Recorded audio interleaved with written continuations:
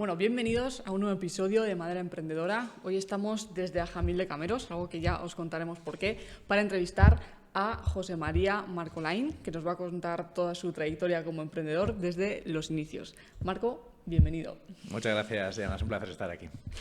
Bueno, luego hablaremos, es el principal culpable de que estemos aquí en Ajamil de Cameros, un pueblito de la Sierra Riojana, pero antes de llegar aquí, que será la última etapa, cuéntanos quién es Marco y un poco cómo fue tu historia, pues desde que naciste hasta que ya en una edad adulta elegiste qué estudiar. ¿Cómo nos puedes resumir eso? Bueno, resumir 37 años de vida es muy difícil en poco tiempo, ¿no? Pero básicamente puedo decir que soy un chico riojano que nació 2 veces en Pamplona y además he crecido y me he formado en Arnedo, que es de donde soy. Y a partir de ahí, pues bueno, he tenido la suerte y el privilegio de formarme y de trabajar en todo aquello que la verdad que me ha apasionado y me ha gustado. Bueno, luego nos vas a explicar esa anécdota de por qué has dicho que has nacido 2 veces. Llegado cuando acabaste el instituto, o qué elegiste estudiar, o cómo fue esa primera etapa de cambio que vivimos todos, ¿no? Pues mira, yo tengo una carrera estudiantil un poco atípica, ¿no? Habitualmente estamos acostumbrados a crecer en una sociedad en la que estudias no sé, en la primaria, la ESO, ¿no? Y de eso pasas al bachillerato y luego del bachillerato pues tienes que elegir universidad o formación profesional, ¿no? Y de ahí, pues luego ya te vas graduando, vas haciendo un máster y al final continúas una carrera más o menos, que es lo que hace la mayoría, típico, ¿no? la mayoría de la gente. Yo en realidad siempre he tenido un poco una doble vocación, ¿no? Por un lado me ha gustado mucho el ámbito de la gestión y por el otro lado el ámbito de las emergencias. Vale. Entonces siempre he compaginado una formación reglada, de hecho del bachillerato me fui a formación profesional, aunque luego más tarde acabaría en la universidad, pero iba compaginando mi formación profesional, la cual siempre recomendaré. La formación profesional creo que es un sistema muy interesante de aprendizaje para el empleo, y luego además iba compaginando con otro tipo de formaciones vinculadas al ámbito de la gestión de emergencias. Vale, ¿a qué edad dirías que tuviste tu primer contacto con el mundo laboral o quizás con el ámbito de las emergencias, ¿no? Que a veces ahí se empieza muy pronto? Bueno, la vocación por mis emergencias empezó en el año 1995, cuando yo tendría 11 años, ¿no? El 17 de agosto del año 95, la banda terrorista ETA explotó un coche bomba en el cuartel de la Guardia Civil de Arnedo. Yo era muy pequeño, pero obviamente pues, nos despertó, fuimos a verlo y demás. Y ahí fue donde se me despertó la vocación por 2 aspectos que van a ser muy importantes en mi vida, como va a ser la atención y la respuesta a emergencias y la comunicación. Allí, obviamente, pues a lo largo de los días estuvieron muchos medios de comunicación, hubo mucho trasiego de ambulancias y ahí es donde se me despertó esas 2 vocaciones, ¿no? A través de ese, obviamente, condenable ataque terrorista que sufre Arnedo. Pero no sería hasta los 16 años cuando empecé a hacer voluntariado en Cruz Roja. Otra de las acciones que siempre recomendaré. El voluntariado creo que es una de las mejores maneras de emplear y de visibilizar talento, mientras hacemos algo muy útil y muy social. Y además, a partir de ahí también, gracias a Cruz Roja, pues me formé pues, en socorrismo y demás. Y a los 18 años tuve mi primer empleo como socorrista en las piscinas de mi pueblo. ¡Qué bueno! Ahí fue donde, pues obviamente, ya asumes una responsabilidad con apenas 18 añitos, ¿no? Y además, pues bueno, pues ahí aprendes también a socializar, porque obviamente un socorrista no solamente vigila, sino que previene, ¿no? Entonces, pues fue una época muy, muy divertida en mi vida. Qué bueno, esos trabajos de verano, ¿no? Esos primeros trabajos. Me puse muy moreno, ¿eh? Y estaba muy guapo.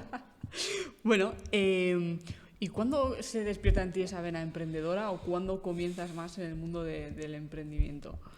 Bueno, no será hasta los 25 años cuando esto ocurra, ¿no? ¿Qué pasa entonces de los 18 a los 25? Bueno, pues de los 18 a los 25 compagino varias cosas. Por un lado, como te digo, estoy muy vinculado al mundo de las emergencias. Tras trabajar de socorrista, me empiezo a formar en el ámbito sanitario y empiezo a trabajar en la empresa privada de ambulancias que había en ese momento en La Rioja, en Asiscar Ambulancias, no se me olvidará, una empresa que ya no existe. Y de ahí pasé en intervención directa en la calle y también estuve en sala coordinando ambulancias. Pero de ahí pasaría a transformarme a ser operador del 112 de La Rioja. Trabajé en la administración pública y allí pues tuve también un gran aprendizaje. Primero porque con apenas, que podía tener 21, 22 añitos, pues estaba siendo coordinador, o bueno, operador primero y después coordinador de todas las emergencias de mi comunidad autónoma, de La Rioja, que es una región muy tranquila hasta que no lo es, ¿no? Y aquello pues me aportó mucha experiencia, no solamente en escuchar a las personas, sino también en trabajar con terceros. Obviamente tienes que tomar decisiones con muchísimo estrés, en un margen de tiempo muy pequeño. O sea, el aprendizaje que yo tuve los 2 años que estuve en el 112 de La Rioja, para mí fue uno de los mayores aprendizajes que he tenido en mi vida por eso. Y a nivel emocional, ¿qué aprendizaje sacaste de ahí? Porque entiendo que ahí en las emergencias pues habría muchas situaciones bastante complicadas. Sí, sobre todo escuchar, porque hay muchas personas que una cosa es lo que te cuentan y luego otra cosa es lo que realmente está ocurriendo. Entonces aprendes a escuchar y a identificar realmente cuál es la necesidad. Y esto es muy importante porque hablaremos de ello. El cómo aprendes a detectar la necesidad que realmente tienen las personas. Porque muchas veces no sabe la gente lo que necesita, sino qué problema tiene. Eso está claro, pero insisto, pueden saber qué problema tienen, pero pueden no saber lo que necesitan. Y esto es algo que aprendí también como trabajador del 112, donde tenías que escuchar y, como te digo, en un tiempo récord, tener que tomar decisiones, obviamente conocer unos procedimientos, conocer unos protocolos, conocer cuáles eran los recursos que tú tenías que gestionar, es decir, tienes que conocer tu entorno, tienes que conocer todo lo que tienes encima de la mesa, y eso es algo que cuando lo haces, ahí es cuando empiezas a forjarte como un buen profesional.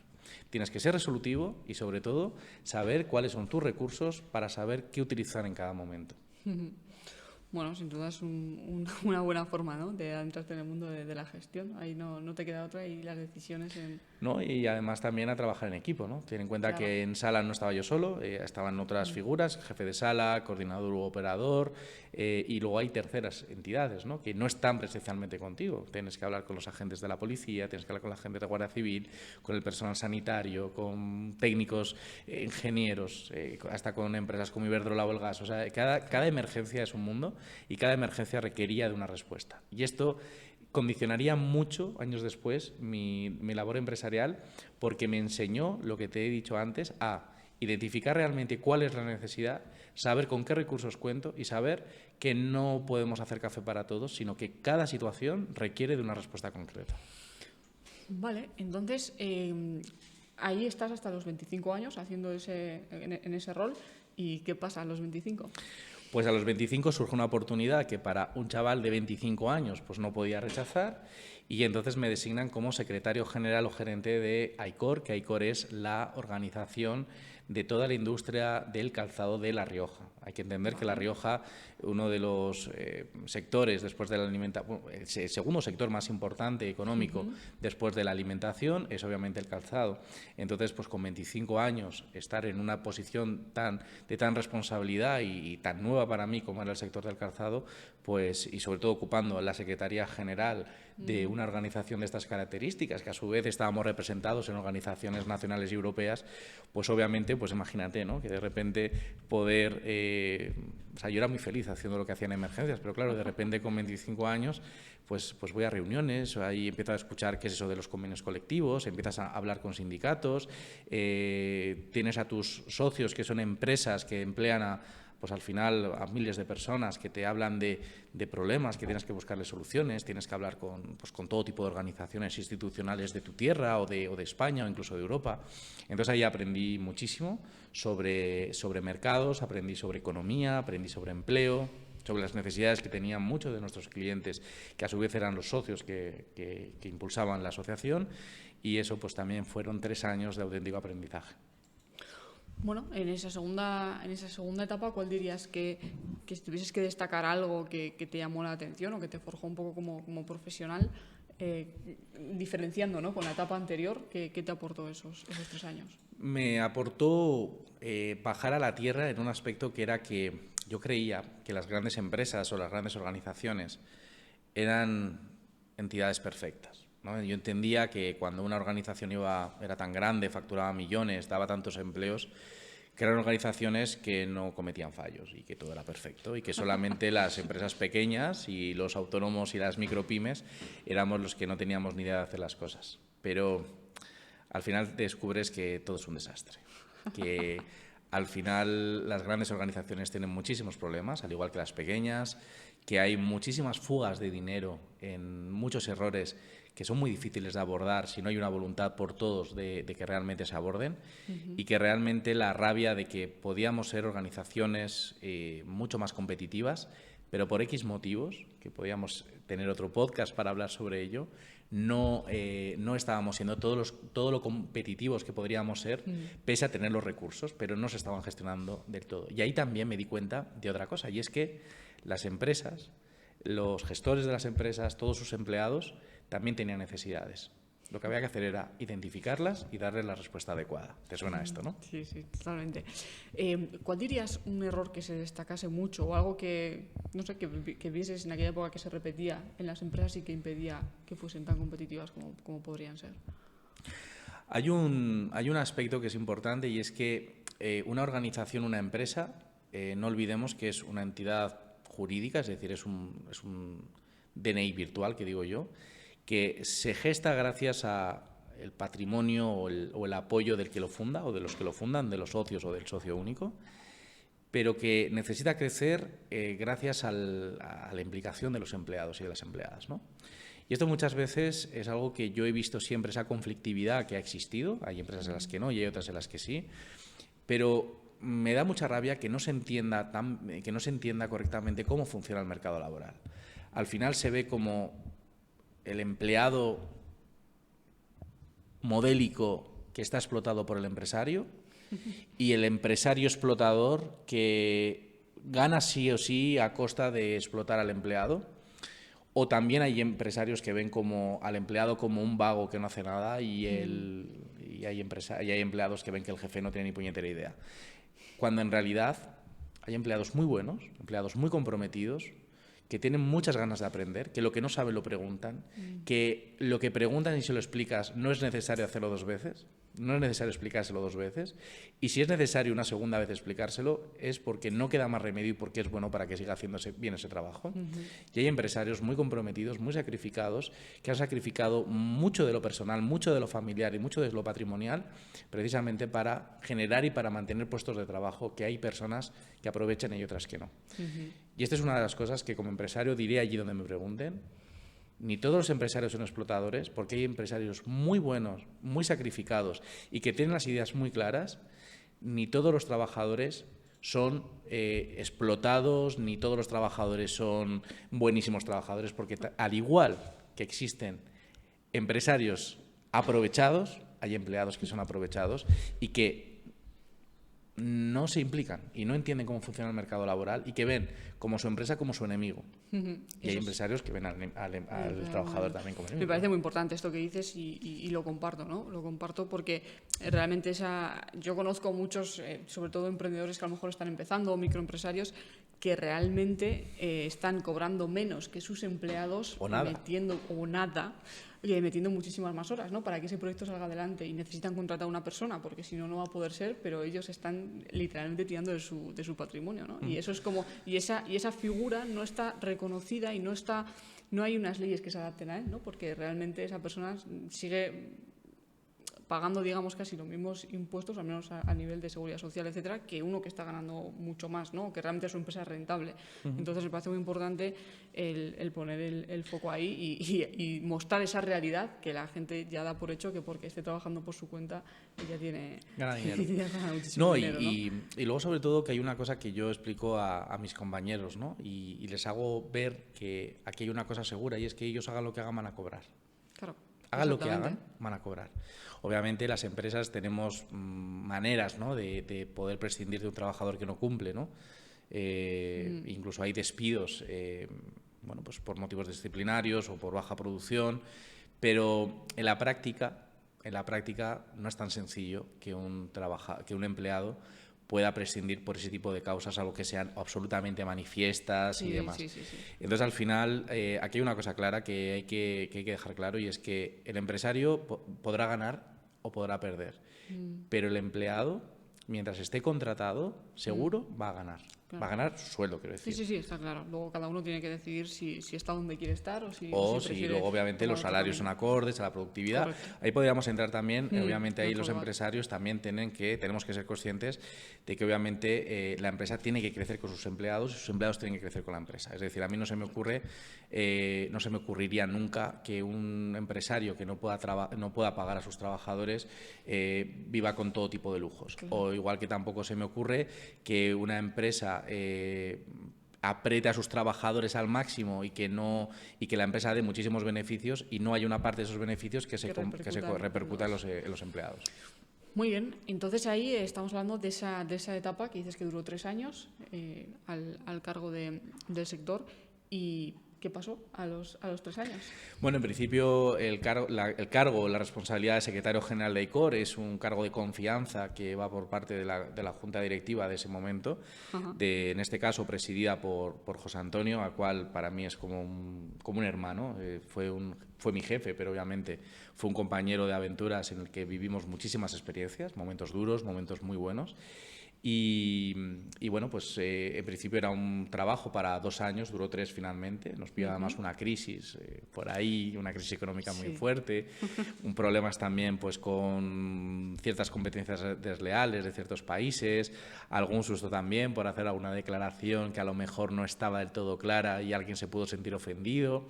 Hay al final muchas anécdotas ahí que podría contar también, pero aquello me enseñó sobre todo que al final en todas las casas se cuecen habas, que en todas las organizaciones hay gente muy interesante con muchísimo talento, que el talento es clave para que las organizaciones funcionen y luego sobre todo lo importante que es entender cómo funciona todo. Porque si tú como empresario, como trabajador o como funcionario entiendes cómo funciona el sistema, vas a poder ser mucho más útil y mucho más innovador.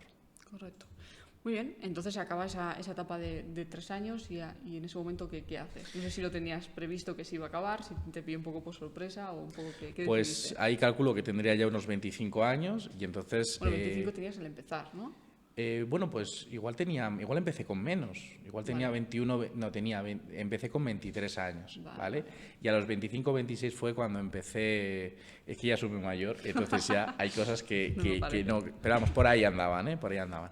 He de decir además que ahí también con 23, 24 años me nombran presidente de la Cruz Roja de Arnedo.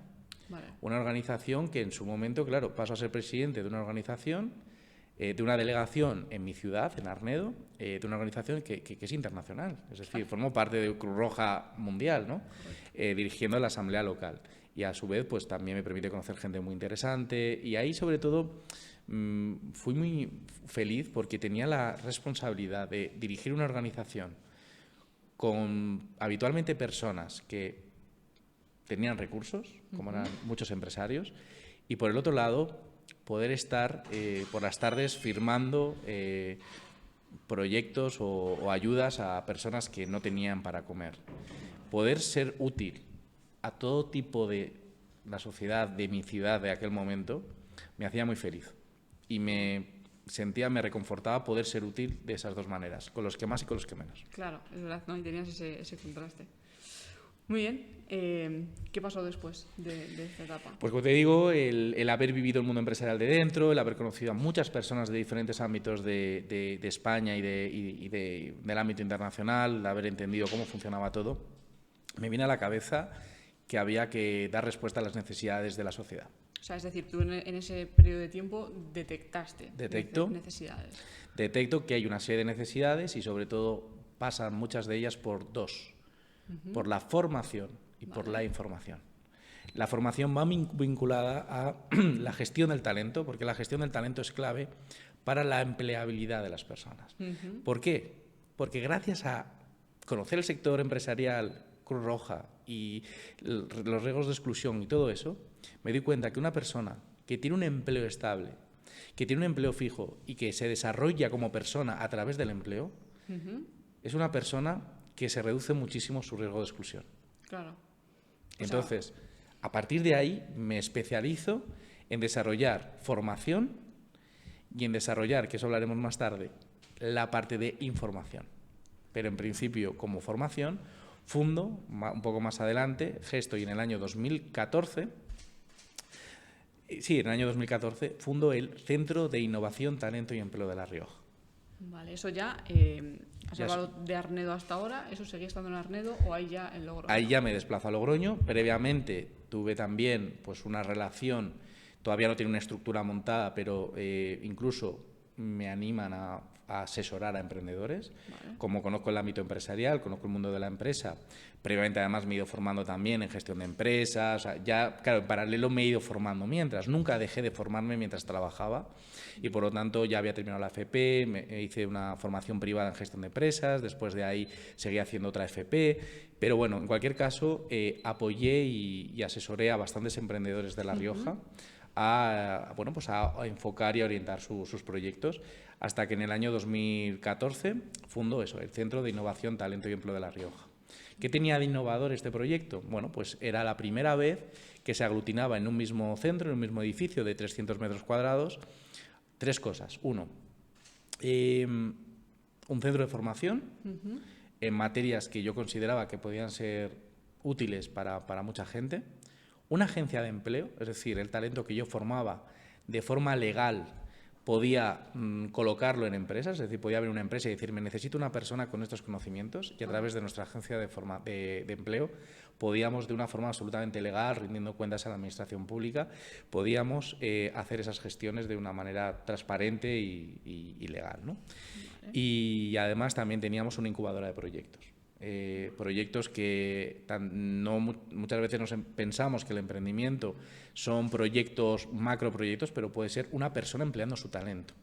Entonces, pues fueron años muy interesantes, especialmente hasta el 2016, en el que por allí se gestaron muchísimas cosas, desde laboratorios de innovación, hubo mucha vinculación con el tercer sector, pasaron muchas empresas, acogieron muchos eventos, y todos ellos enfocados a la innovación, a la formación y a la empleabilidad de las personas a través de su talento.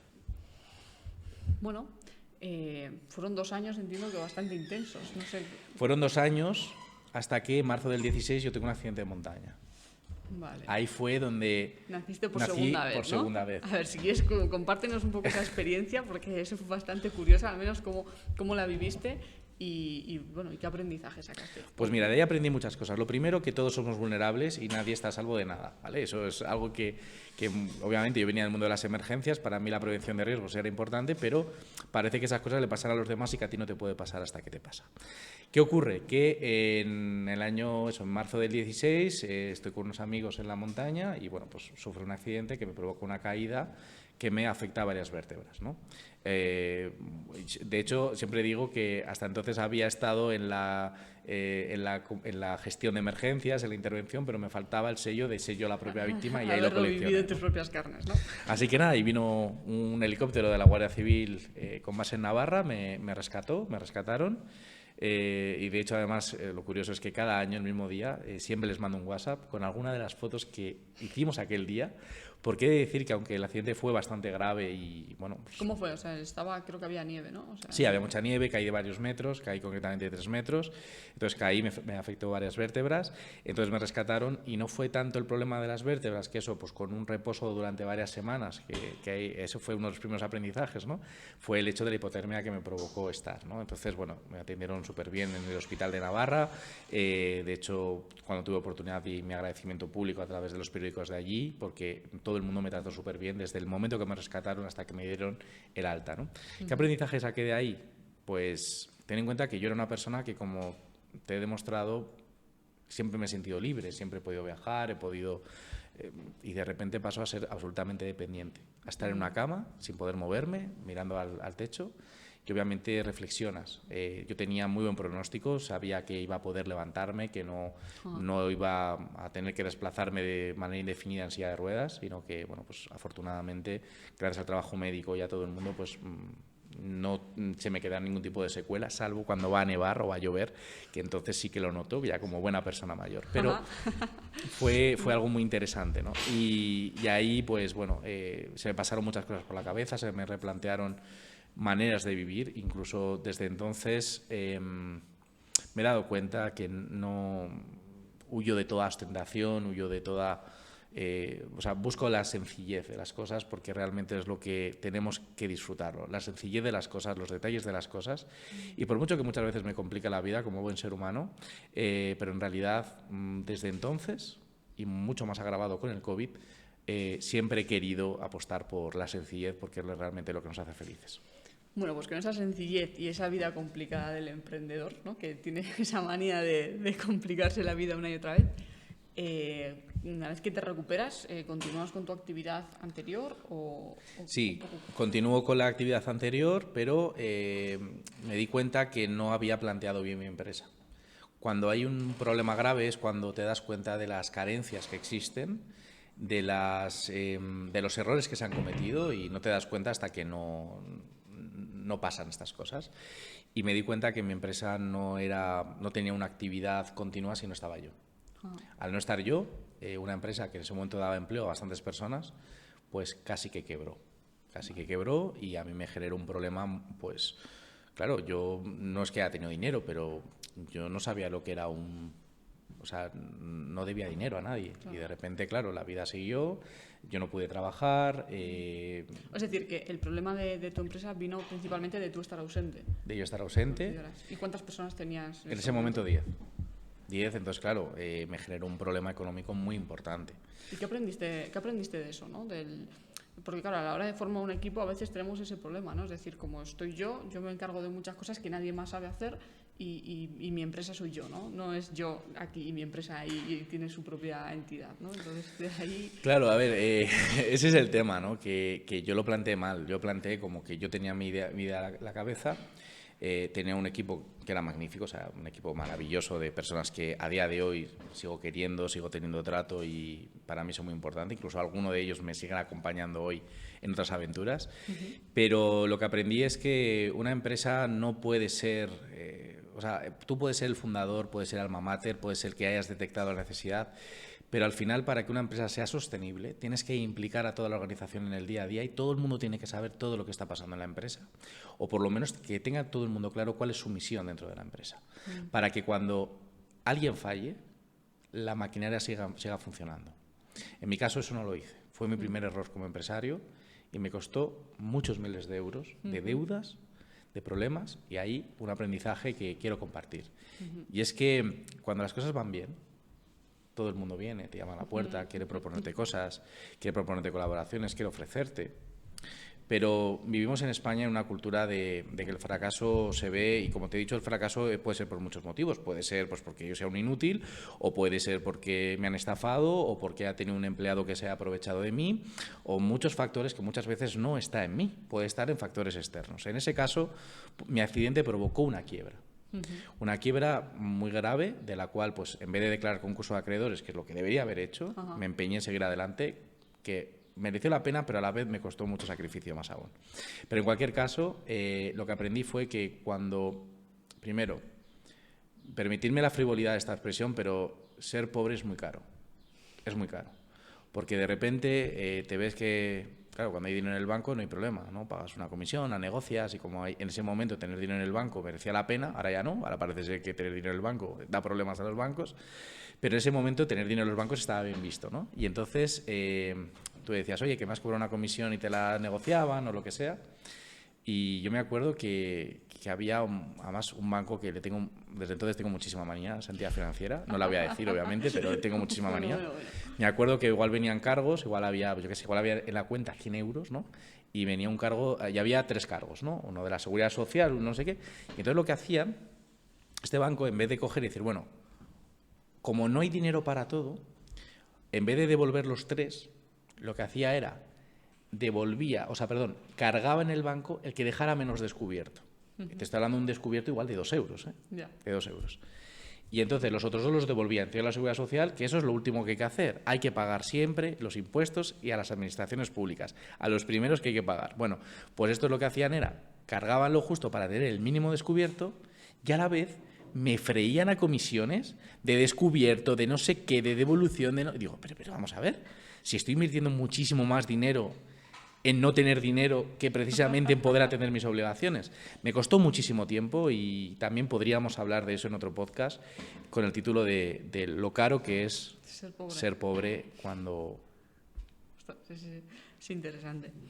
Bueno, ¿y cómo sales de ese atolladero, ¿no? Es decir, después de tener esa situación tan crítica, bueno, entiendo que además es un accidente, a nivel emocional, pues eso también te remueve mucho, ¿no? Te supone ahí un aprendizaje, sí, pero también pues pasarlo mal, me imagino. Y toda la gente que te abandona por el camino.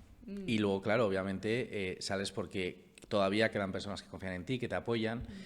Obviamente tienes que cumplir, si alguien está confiando en ti, tienes que apoyarle, apoyarle quiero decir, tienes que responder. Si yo me comprometo porque para que no me embargue Hacienda, pues alguien te está dejando un dinero, eso tienes que devolver, básicamente, ¿no? Pero menos mal que hubo gente que todavía que creía en mí a nivel personal y que confió y que me apoyó, y que o incluso hubo empleados que decidieron seguir trabajando sin cobrar. Ajá. Obviamente esa gente, cuando pues, pude salir un poco, obviamente se lo agradecí 5 veces más de lo que probablemente hubieran ganado o no ganado marchándose desde el principio. Ojo, que era entendible, igual que respeto y entiendo que hay personas que pues, no se pueden permitir el lujo cada uno de... tiene su situación personal también, pero ¿no? ese gesto de confianza y de apoyo es algo que obviamente nunca olvidaré. Correcto. Bueno, ¿y qué pasó después? Entiendo que al final llegó un momento que sí que ya decidiste cerrar ese proyecto, ¿no?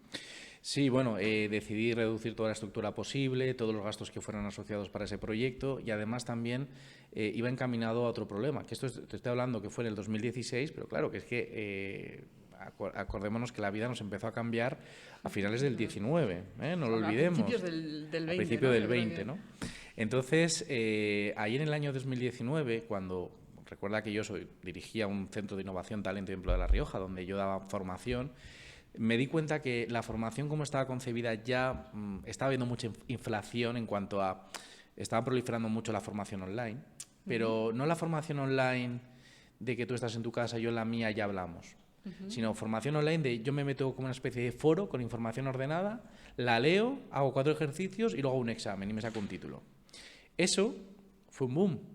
Y eso, desde mi punto de vista, a día de hoy, quizá el día de mañana mejore, no es una experiencia de aprendizaje. Eso para mí hoy no es útil. Pero es a lo que estábamos yendo y yo me negaba a formar parte de ese ecosistema. Entonces estuve pensando de qué manera podía innovar en esa formación de las generaciones más jóvenes, siempre pensando en su empleabilidad, qué podía hacer. Y es entonces cuando a finales del año 2019 me surge la idea de aprovechar el mundo de los deportes electrónicos, de los eSports. Vale, que ahí ya empezamos a entrar en por qué estamos hoy aquí en Ajamil de Cameros. Pero bueno, cuéntanos, ¿cómo le diste forma a esta idea, ¿no? Yo veía que los eSports atraían a nuevas generaciones, había mucha gente que a través de los videojuegos empleaba muchísimo talento, muchísimas capacidades, empleaba pues, muchas cosas interesantes, y que los eSports era habilidades sociales, habilidades digitales, habilidades creativas, habilidades lingüísticas. Tienes que hablar en idiomas para entenderte con otras personas, no hay fronteras, es igualdad, es inclusión, no hay separación de hombres y mujeres. Era perfecto. Y yo dije, tenemos que desarrollar todo lo que hemos aprendido durante estos años a través de los deportes electrónicos. Y entonces fue cuando nació la idea de Capacitanes. Bueno, Capacitanes, que estamos aquí, se ve ahí un poquillo el logo, bueno, justo lo estoy tapando yo. Es la combinación de capacidad, de titán, de fuerza, ¿no? de capitanes. Y luego, sobre todo, ahí fue cuando entonces mi compañero Samu, me acuerdo que fuimos a una feria que es Gamergy, y nos pareció tan brutal que le dije, Samu, creo que estamos en el camino correcto, creo que tenemos que apostar por este sector y creo que va a merecer muchísimo la pena. Y es más, me encantaría que Capacitanes estuviera en la próxima edición. Esto estoy hablando del año 2019. Y luego, ¿qué pasó en enero, no? ¿Y qué pasó en febrero del 20, no? ¿Qué pasó? Pues te suena eso del coronavirus y del COVID y tal, ¿no? Sí. Bueno, pues ahí pasó 2 cosas. Obviamente el proyecto de Capacitanes que se estaba gestando se tuvo que parar, porque el mundo cambió, se puso patas arriba, y además recordemos que esa empresa, ese centro de innovación, talento y empleo de La Rioja, que yo estaba tratando de reflotar, obviamente, estaba reflotándolo y de repente, claro, ¿qué es lo primero que se para? La formación. El 10 de febrero, no, el 10 de marzo del año 2020, de repente dicen que se acabó lo presencial. Y a mí me anulan una decena, no, 80, 90 acciones formativas que yo tenía en ese momento en curso. Claro. Obviamente me hundió. Entonces ya fue la puntilla que le faltaba ya a que ese proyecto pues se le pusiera fin. Y entonces además he de decir que una de las cosas también que he sido privilegiado es que he podido poner en marcha cosas que a mí me han gustado. Y entonces puse en marcha años atrás Noticias de Arnedo. Noticias de Arnedo era un medio de comunicación puramente local. Vale. ¿Qué pasó con el COVID? Que los medios de comunicación, especialmente los digitales, desarrollamos una labor muy importante porque era lo que realmente la conexión que tenía la población con lo que estaba ocurriendo fuera de sus casas, porque recordemos que estábamos en un confinamiento. Entonces, el centro de innovación se terminó de hundir, pero a la vez Noticias de Arnedo creció muchísimo. De hecho, llegamos a tener 2 millones de lectores en un año. Bueno, pero ese capítulo de Noticias de Arnedo no nos lo has contado. ¿Eso cuándo nació? ¿En qué año nació? ¿Y cómo lo estás llevando? ¿Te acuerdas que en el año... O sea, te dije que me di cuenta de la importancia que era la formación y la información? Pues en paralelo al centro de formación, centro de innovación, talento y empleo dedicado a la formación, desarrollé Noticias de Arnedo, ¿no? Yo tenía al final pues ese dominio de Internet, sabía que tarde o temprano lo utilizaría y entonces empecé a dar información de una manera diferente. Sobre todo era clave, era noticias de Arnedo y si es de Arnedo solo podía ser de Arnedo. No podía hablar de lo que ocurriera en otros sitios salvo que tuviera una implicación directa con mi ciudad. Empecé a utilizar las redes sociales.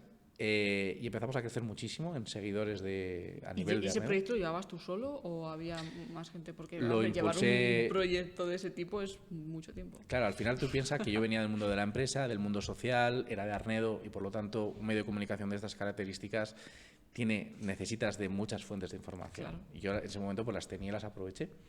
Y entonces, pues sí que se fueron incorporando, pues fuimos probando pues el vídeo, la fotografía, la creación de contenido, en definitiva. Claro.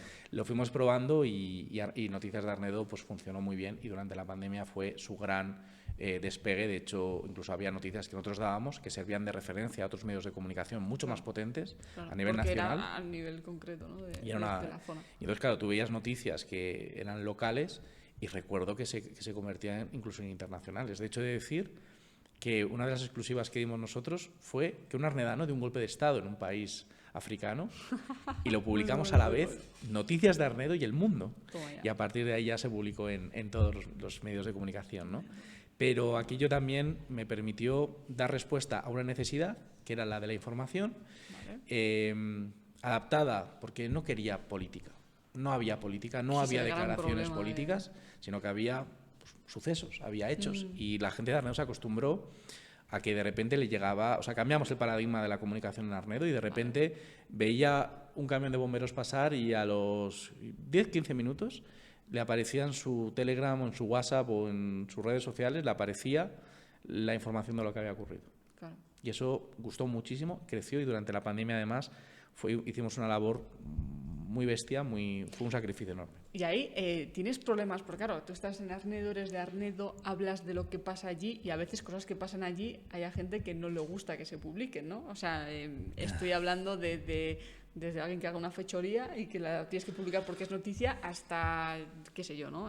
Muchas cosas, pueden ser muchas. Sí. Hemos recibido amenazas por publicar ciertas cosas. Vale, sí. Eso iba. He de decir que nunca he recibido una presión política, o sea, nunca he recibido la llamada de ningún político de, oye, esto no lo publiques, eso no ha ocurrido nunca. Vale. Sí que hemos recibido, por ejemplo, pues si Guardia Civil te comunica, ¿no? Como hace a todos los medios de comunicación, que ha habido una detención y tal, pues tú lo publicas. Obviamente tienes que cumplir porque el derecho de la información no está por encima del derecho a la intimidad o del derecho al honor o de la ley de protección de datos. Obviamente eso hay que tenerlo muy en cuenta, pero obviamente al final, aunque tú digas es un pueblo y hay veces que se saben las cosas. Entonces sí que hemos recibido alguna vez alguna llamada de familiares amenazando y bueno, de cosas incluso que pueden ser constitutivas de delito, pero bueno, al final entiendes que, bueno, pues que es cosa del momento igual. El momento, ¿no? Y ya está. Pero bueno, nunca hemos sentido el miedo de poder publicar informaciones. Sí que obviamente hay que pensar muchas veces porque hay cosas que...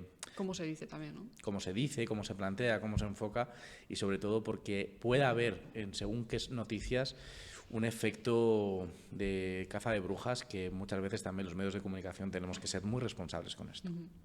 Bueno, y volviendo a Capacitanes, que hemos hecho este lapsus de Noticias Arnedo, ¿en qué consiste exactamente este proyecto? Nos estamos hablando de los eSports y por qué estamos hoy en Ajamil de Cameros. Muy bien, es muy interesante también, ¿no? Pues mira, a finales de cuando ya nos liberan del confinamiento, yo la verdad que estaba muy desanimado con este proyecto, porque al final la pandemia obviamente, pues como a toda la población me afectó. Luego además ya Noticias de Arnedo también pues se relajó, ya claro, la gente estaba más en la calle, ya no se consumía tanta información. Y entonces yo ahí tuve un momento, una crisis existencial muy importante, ¿no? Que, o sea, estamos hablando del 2020, verano de 2020 para mí fue un momento emocional probablemente más duro incluso que el de la pandemia, ¿no? O sea, perdón, que el de mi accidente. Vale. Y entonces ahí me encuentro que digo, ¿qué hago? He cerrado el Centro de Innovación Talento y Empleo de La Rioja, Noticias de Arnedo se ha estabilizado, Capacitanes está todo por hacer, hay una pandemia, no sabemos cuánto va a durar. Fue una auténtica sensación de incertidumbre muy difícil. Pero como al final el destino siempre nos guarda buenos momentos, pues me animé, empecé a dar paseos con gente muy interesante, no nos podíamos reunir todavía encerrados, no lo olvidemos, y entonces, ¿qué hacía? Pues dar paseos, hacía ejercicio y además hablaba con gente muy interesante. Y entonces, a partir de ahí, recuperé la ilusión por el tema de Capacitanes y entonces lo lancé y en diciembre del año 2020 comunicamos que íbamos a lanzar Capacitanes y fue tal la acogida que la gente empezó a unirse, a afiliarse como simpatizante al club, llegamos a ser en apenas unos días cerca de 200 personas, o sea, fue un crecimiento brutal porque era el primer club de estas características que existía en mi tierra, en La Rioja, y al final lo que hicimos fue, ya nos vinimos arriba, hasta tal punto que dije, pues necesito una oficina. Y negociamos con un banco la adquisición vía leasing de un inmueble en el centro de Logroño. Y entonces a partir de ahí empezamos a construir este proyecto. Y entonces entré en un sector que yo obviamente no conocía del todo, no era un sector, porque yo no soy gamer, lejos de lo que mucha gente puede pensar. De hecho, mis juegos no son competitivos. Aprovecho para recomendar el City Skylines, que es mi juego favorito. Y entonces, ¿qué hice? Rodearme de gente que sabía del sector y de buenos compañeros de viaje que muchos de ellos hoy me siguen acompañando. Y entonces ahí decidimos empezar a poner en marcha todas las líneas de trabajo, dándonos a conocer. Y piensa sobre todo que el mundo de los deportes electrónicos tiene sus comunidades que ya juegan a ello. Son comunidades muy exigentes, muy exigentes, pero la inmensa mayoría de la población no tiene ni idea de qué va esto. Ve videojuegos y ve además la parte negativa de los videojuegos, las adicciones y todo ese tipo de cosas. Entonces realmente yo apuesto por un proyecto que esté libre de todo eso. De hecho está prohibido apostar en Capacitanes.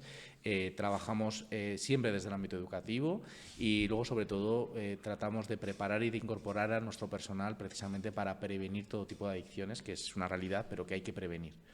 Y entonces a partir de ahí pues empezamos a pensar y a diseñar y a ser innovadores dentro del mismo sector. Y entonces planteo dos proyectos. Un proyecto que es, somos como jugamos. ¿Por qué no crear un proyecto a nivel Europa en el que podamos, entre varios países, desarrollar una herramienta que nos permite identificar el talento de las personas? Es como siempre he vinculado al tema del talento.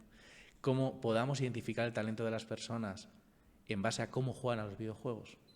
Y entonces, sobre esa premisa, presenté a Europa un proyecto en el que, si nos lo aprobaran, si nos lo aprobasen, pues desarrollaríamos ese proyecto de generar una guía para orientadores laborales y educativos para ayudar a los nuevos jóvenes que no saben muy bien a qué se quieren dedicar a encontrar su vocación profesional o a orientarles o ayudarles a orientarse en base a cómo jugaban a los videojuegos.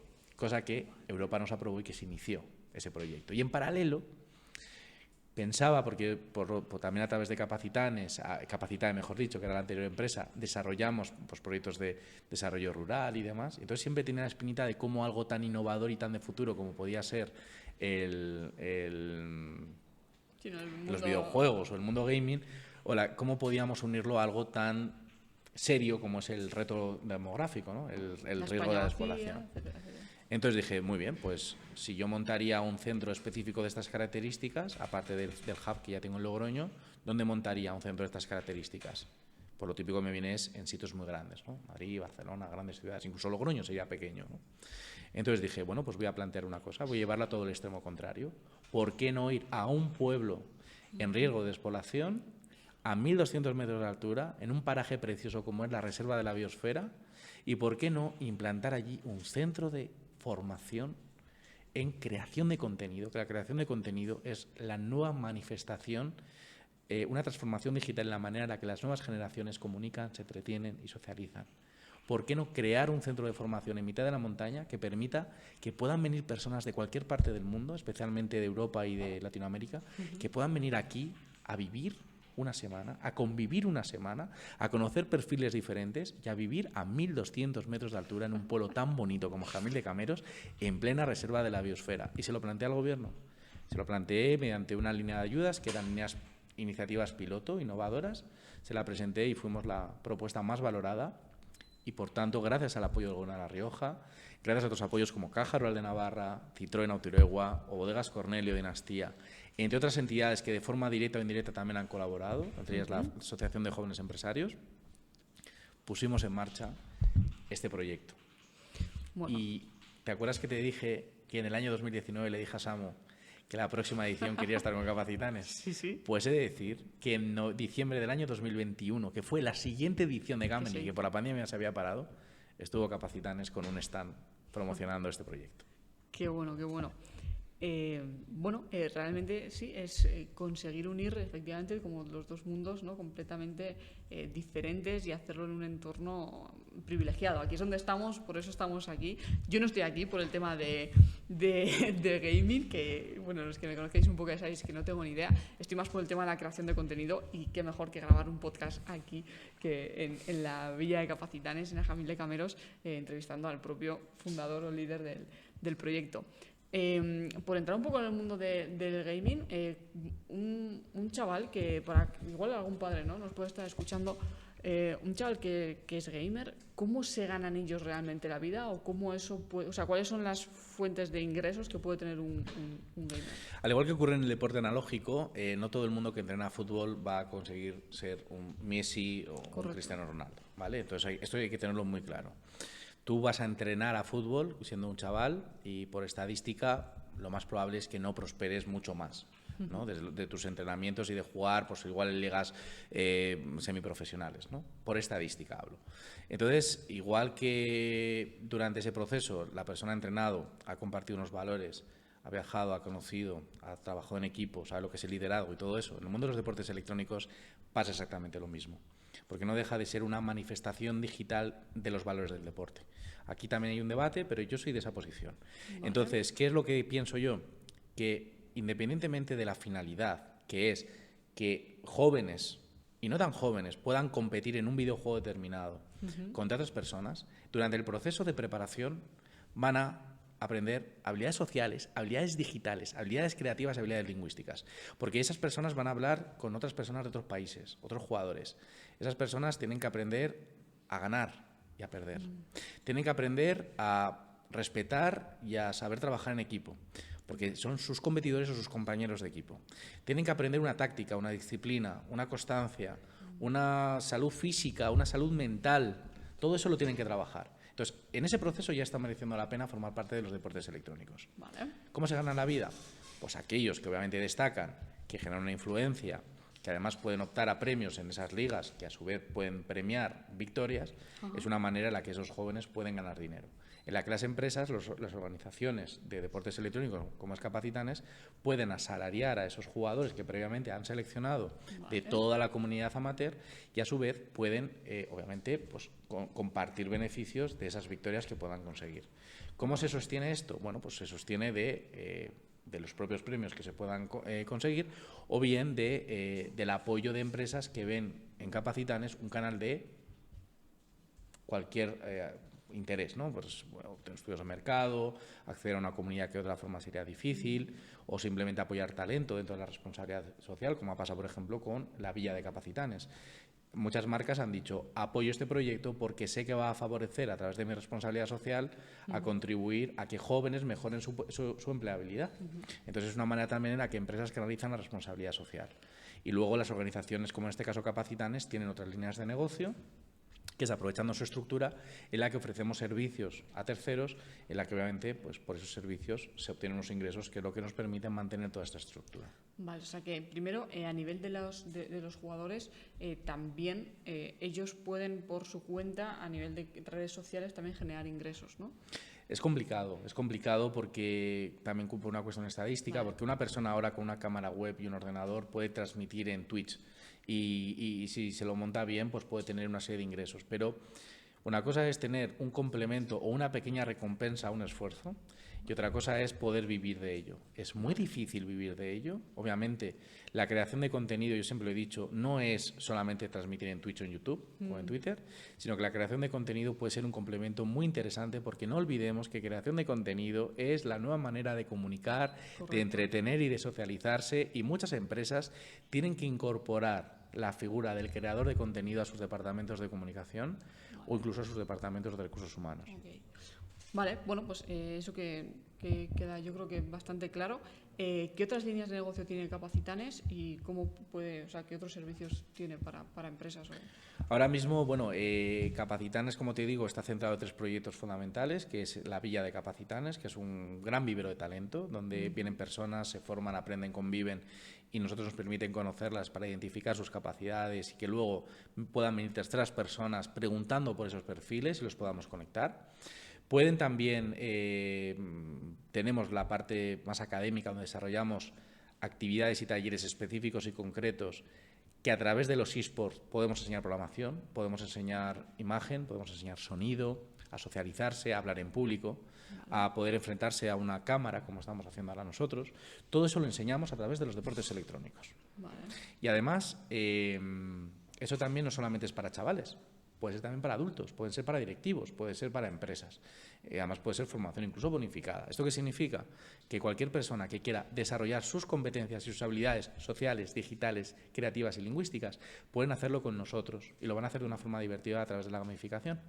Y esa es una de las líneas más importantes que tenemos. Luego tenemos el proyecto de I+D+I, a nivel europeo, que estamos dirigiendo a varios países en esa investigación I+D+I, en la que además pronto presentaremos en sociedad, y luego otro tipo de actividades complementarias auxiliares gracias a nuestro propio personal.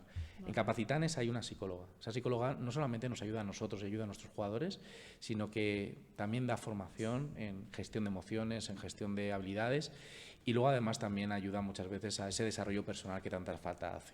Tenemos un terapeuta ocupacional, que es una profesión habitualmente vinculada al mundo sanitario, pero es que está ayudando a nuestra gente a organizarse, a generar rutinas, a tener esa estabilidad en un mundo tan caótico como el que estamos y precisamente a través de los deportes electrónicos podemos encontrar esa estabilidad.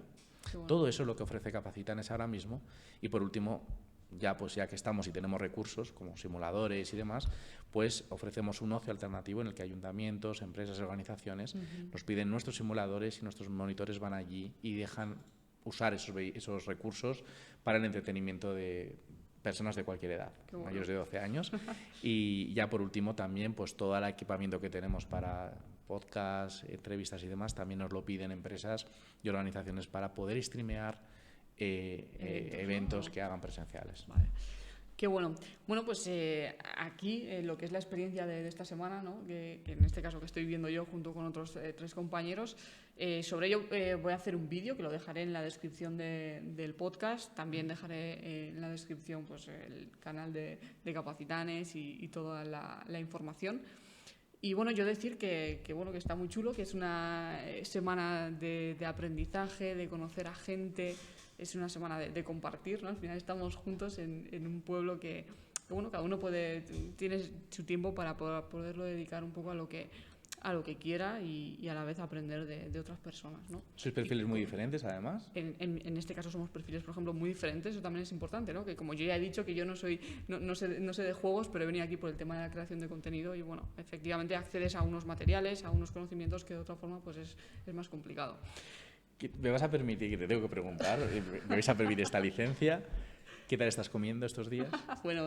¿Estás comiendo bien? Ese es un capítulo aparte, ¿no? Bueno, estamos comiendo de primera comida que nos cocina aquí la gente del pueblo con mucho cariño, que se nota.